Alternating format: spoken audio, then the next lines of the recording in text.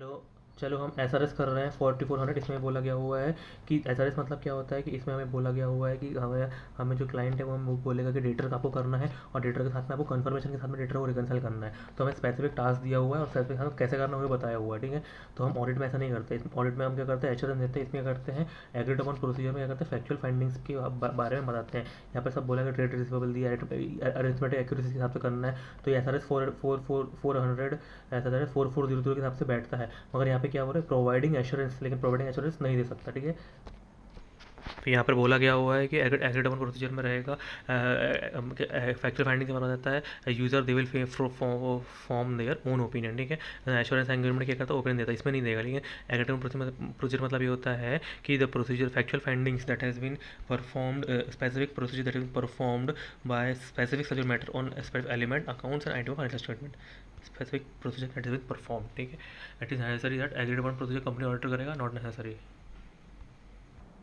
नहीं, यहाँ पे वही केस को डिस्कस किया गया है। यहाँ बताया गया है कि ऑडिट रिलेटेड सर्विस ये सब, इसमें ऑडिट रिलेटेड सर्विस में हम क्या करते हैं, हम फैक्चुअल फाइंडिंग्स के ऊपर बताते हैं, फैक्चुअल फाइंडिंग के ऊपर बताते हैं। और यहाँ पर एश्योरेंस एंगेजमेंट के बारे में बताया हुआ है।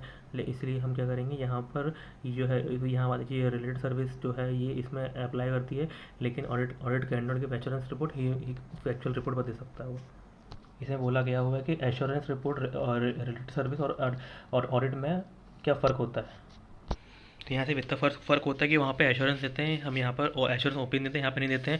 यहाँ पर हम फैक्चुअल फाइंडिंग्स के बेसिस पे हम क्या करते हैं, बताते हैं और वहाँ पे ओपिनियन देते हैं, ठीक है। और यहाँ पे एग्जांपल दिया हुआ है कि अगर हम अकाउंट अगर ये फैक्चुअल फाइंडिंग अगर अकाउंट फेबल करते हैं तो कैसे करेंगे, ठीक है।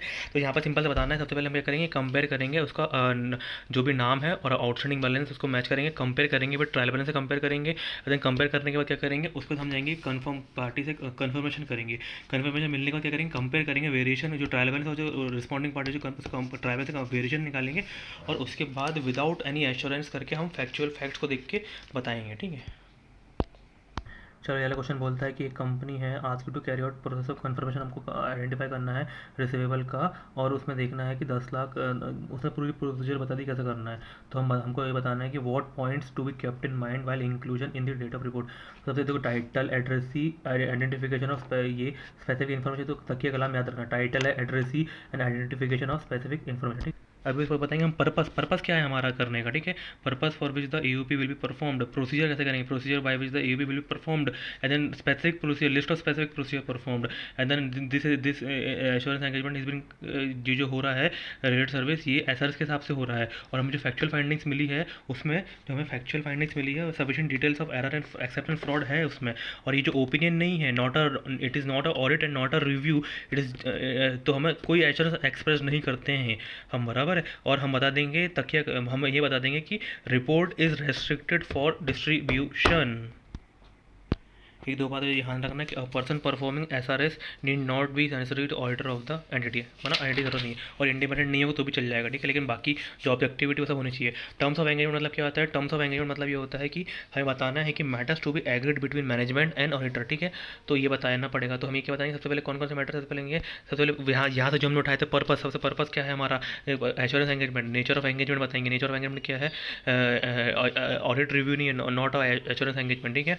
एंड उसको एंटी से ideally, anti-sadly, nature timing action audit procedure to be performed, identification of the audit procedure, identification of the agreed upon procedure to be applied, यानी limitation on distribution of findings, anti से ideally। चलो MCQ question बन गया, एक marks यहीं से ले लो, 2 marks शायद। क्या बोल रहा है कि ऐसे 4410 में ये बोल रहा है कि उसको कंपाइलेशन एंगेजमेंट मिला है, ऐसे 4410 के हिसाब से उसे एथिकल रिक्वायरमेंट्स कंप्लाई करने की जरूरत नहीं है। तो integrity, objectivity, professional competence, professional behaviour, confidentiality, ये सब मेंटेन करने की जरूरत है। बस उसको इंटीग्रिटी, इंडिपेंडेंस होने की ज़रूरत नहीं है, क्योंकि वो क्या कर रहा है, वो अपना ओपिनियन नहीं दे रहा है, वो सिर्फ एश्योरेंस एंगेजमेंट कर रहा है। तो lack of independence is not, where the audit is not independent, a statement to the effect should be made in the report of factual finding। लो यहीं पे गड़बड़ हो गई, यहाँ पर बोल दिया है कि जो 4400 था एग्रीड अपन प्रोसीजर, उसमें इंडिपेंडेंस जरूरत नहीं, लेकिन ये वाले 4410 में इंडिपेंडेंस की जरूरत है। तो यहाँ पर लिख दिया है that is auditor is required to comply with independence requirement. तो अगर लैक ऑफ इंडिपेंडेंस है तो उसको फैक्चुअल फाइंडिंग्स में should be made in the report of factual findings. इसमें बोला गया कि list out few intend purpose of a compilation. Purpose क्या है, तो पर्पस ये है कि PPFS preparation presentation financial statement as per law and regulation अगर बोला है तो करना पड़ेगा, और लॉ एंड रेगुलेशन अगर नहीं बोलता है तो सबसे पहले मैनेजमेंट DCWG ने बोला हुआ है, उसने भी नहीं बोला तो थर्ड पार्टी, कोई थर्ड पार्टी जैसे क्रिएटर है या फिर कॉन्ट्रैक्टर है या फिर किसी ने ग्रांट दिया है तो वो, या फिर कोई स्पेशल ट्रांजेक्शन हो रहा है, मर्जर एक्विजिशन हो रहा है तो बनाने की ज़रूरत हो सकती है, ठीक है ना। ये लिखा note for the compilation of information other than financial information, तो भी कर सकते हैं। देखो यार बहुत इंपॉर्टेंट पॉइंट मैं यहाँ बता रहा हूँ कि परफॉर्मिंग एंगेजमेंट कैसे करना है हमको, ठीक है। सबसे पहले क्या करना पड़ेगा, obtaining understanding of BO business operation and applicable FRF देखना पड़ेगा, ठीक है।